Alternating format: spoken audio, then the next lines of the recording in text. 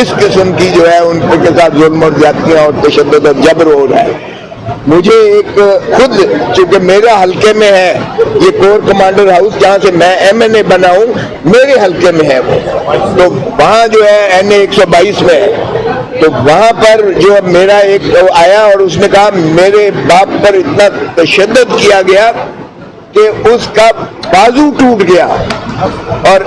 7 ہفتوں سے مجھے ملاقات نہیں کرنے دی گئی ہے. ہمارے فیملی کو اب یہ بھی نہیں پتا کہ وہ زندہ بھی ہے کہ اللہ کو پیارا ہو گیا ہے. تو اس طرح کی جو حالات ہیں یہ انسانیت سوز سلوک کیا جا رہا ہے. آج سپریم کورٹ کے توجہ ہم نے مبذول کرائی کہ یہ پاکستان کے جو یہ انسانیت کے سوز جو سلوک کیا جا رہا ہے آپ خدا رہا اس کو ڈے ٹو ڈے کی بنیاد پر اس کا فیصلہ کیجئے گا تاکہ ان کو مخلصی ہو اور انصاف دیجئے گا. انصاف کے متلاشی ہیں یہ لوگ جو 105 سے 20 اس میں سے جو ہے انہوں نے رہا کیے. وہ بھی پچھلے فیصلہ جو آرڈر ہوا تھا اس میں سپریم انہی بینچ نے حکم دیا تھا کہ ان 20 لوگوں کے جو فیصلے ہیں وہ فیصلے کی نقول اور ان کے متعلقہ ریکارڈ پیش کیا جائے اور آج کوئی پیش نہیں کیا گیا. ہمارے اعتراض کے باوجود تو فرمانے لگے کہ کیا آپ اس کو چاہتے ہیں کہ یہ ہم اس بنا پہ التوا کر دیں. ہم نے کہا نہیں, آپ کم از کم اپنے فیصلے پر تو عمل درآمد کروائیے گا, اس لیے کہ فیصلہ یہ لکھتے ہی نہیں ہے, یہ فوجی عدالت نہیں ہے, یہ کورٹ مارشل جو ہے یہ عدالت ہی کہنا اس کا جو ہے میں سمجھتا ہوں یہ عدلیہ کی یہ ٹھیک ہے. اگر کے اندر 175 کے تابع یہ نہیں ہے عدالتیں, یہ کوئی فیصلہ نہیں لکھتی ہیں, دلیل نہیں دیتی ہیں.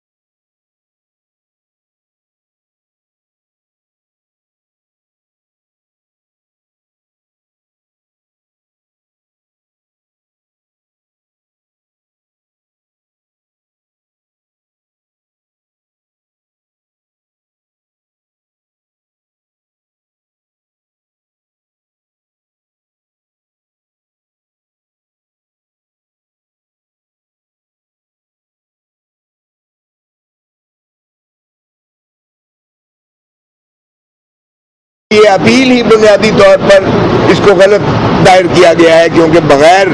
کابینہ اور وزیر اعظم کی منظوری کے یہ اپیل ہو ہی نہیں سکتی تھی اور ان 5 ججز کا فیصلہ جو ہے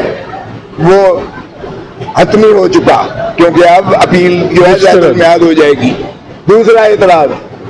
اسی کے جسٹس منصور علی شاہ صاحب نے جو پریکٹس اینڈ پروسیجر ایکٹ کی جو فل کورٹ نے سنوائی کی تھی اس کے پیرا 14 میں اس کے حدود و قیود کو متعین کیا گیا ہے.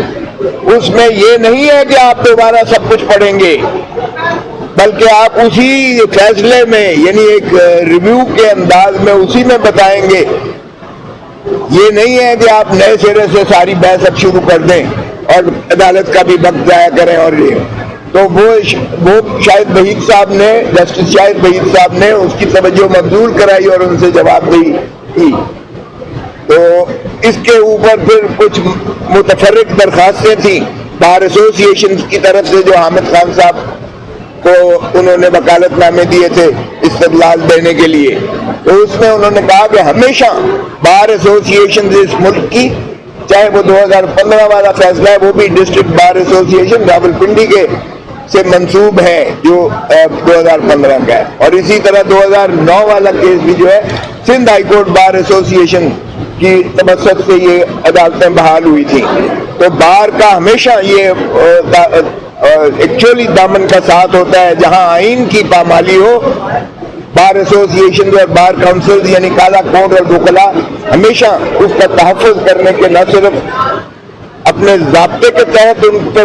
فریضہ واجب اور لازم ہوتا ہے, بلکہ وہ ہمیشہ اس ملک میں جو ہے راول دستے کے طور پر انہوں نے عوام کے حقوق اور آئین کی جو ہے بالادستی کو مسلم کرنے کے لیے ہمیشہ نالش کی ہے عدالتوں میں. اور یہی رول جو ہے وکلا ہمیشہ پرو پیپل استعمال کرتے آئے ہیں. تو ان پر بھی انہوں نے کہا کہ ہم آپ کو سنیں گے. اب ہم نے کوشش کی ہے جناب اس کو ڈے ٹو ڈے چلائیے گا خدا را, کیونکہ جو ان کے مرسا بھی آئے ہوئے ہیں جو محبوسین ہیں, اور وہ لوگ بھی جو ہے چونکہ ان کو اجازت نہ دی گئی, کمرہ فل پیک ہونے کی وجہ سے انہیں نہ دی گئی, لیکن ان کی بھی ذرا سنیے گا کہ وہ کس قسم کی جو ہے ان کے ساتھ ظلم اور زیادتیاں اور تشدد اور جبر ہو رہا ہے. مجھے ایک خود چونکہ میرے حلقے میں ہے یہ کور کمانڈر ہاؤس, جہاں سے میں MNA بنا ہوں, میرے حلقے میں ہے وہ, تو وہاں جو ہے NA 122 میں ہے. تو وہاں پر جو میرا ایک آیا اور اس نے کہا میرے باپ پر اتنا تشدد کیا گیا کہ اس کا بازو ٹوٹ گیا, اور 7 ہفتوں سے مجھے ملاقات نہیں کرنے دی گئی ہے. ہمارے فیملی کو اب یہ بھی نہیں پتا کہ وہ زندہ بھی ہے کہ